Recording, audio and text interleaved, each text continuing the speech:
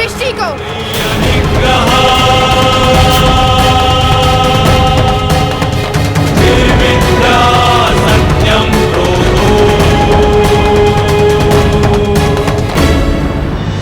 हे भोलेनाथ, अब आप ही कुछ कर सकते हैं।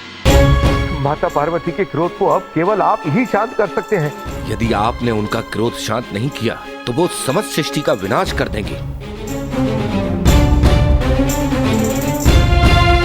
ब्रह्मदेव, मैं ऐसा नहीं कर सकता। पार्वती जानती है कि मैं भी इस अन्याय में सम्मिलित था, और यदि इस समय मैं उनके समक्ष गया तो इसका परिणाम और भी विनाशकारी हो सकता है। महर्षि नारद। जी प्रभु। अब केवल आप ही इस संकट का समाधान कर सकते हैं। प्रभु, हम कैसे? नारायण नारायण। नहीं प्रभु, हमसे ये कार्य नहीं होगा प्रभु। हम सत्य कह रहे हैं, हमसे ये कार्य नहीं होगा। जब आप सभी माता पार्वती के रौद्र रूप के समस्त असमर्थ हो गए, हम भला उनके समक्ष जाने का दुस्साहस कैसे कर सकते हैं? प्रभु, हमें क्षमा कर दीजिए, हमसे कार्य नहीं होगा प्रभु। नारायण नारायण। महर्षि नारद, अब आपको ही मध्यस्थता करके इस प्रलय को रोकना होगा। कदाचित इसलिए भी क्योंकि आप इस वध में सम्मिलित नहीं थे। हाँ नारद, यदि ऐसा करने से इस सृष्टि पर आया हुआ संकट टल सकता है तो आपको हमारी सहायता करनी ही होगी। ये हम सबका आग्रह है देवऋषि।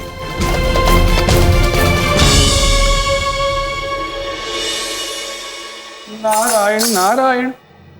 अब त्रिदेव के आदेश की अवहेलना हम कैसे कर सकते हैं?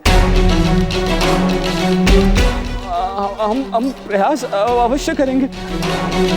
आज्ञा दे प्रभु। फिर क्या हुआ मैया? क्या नारद मुनि माता का क्रोध शांत करने में सफल हुए? माते, माते, हम आपसे विनती करते हैं माते, अपने क्रोध को शांत कीजिए माते, अन्यथा अनर्थ हो जाएगा माते, अनर्थ हो जाएगा। मुनिवर, मेरे मार्ग से हट जाइए।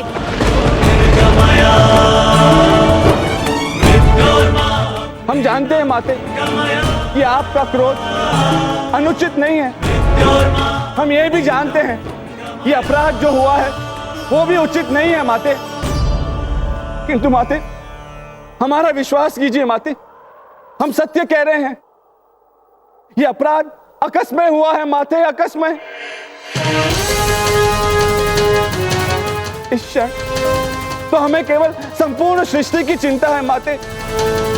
यदि आपका क्रोध शांत नहीं हुआ माते तो संपूर्ण सृष्टि का विनाश निश्चित है माते, निश्चित है।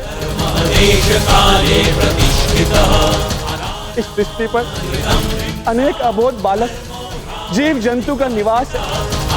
उनके हित हेतु, उनके भविष्य के लिए माता, हमारी आपसे केवल यही प्रार्थना है, अपने क्रोध को शांत कर दीजिए माता। ठीक है मुनिवर, मैं आपके आग्रह पर अपना निर्णय बदल दूंगी।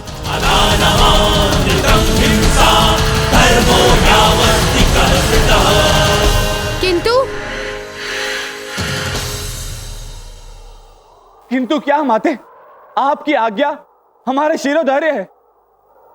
आपका आदेश हम समस्त देवगण अवश्य पूर्ण करेंगे।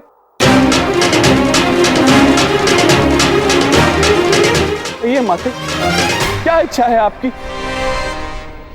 मुझे कुछ नहीं चाहिए, मात्र मुझे मेरा पुत्र गणेश लौटा दीजिए।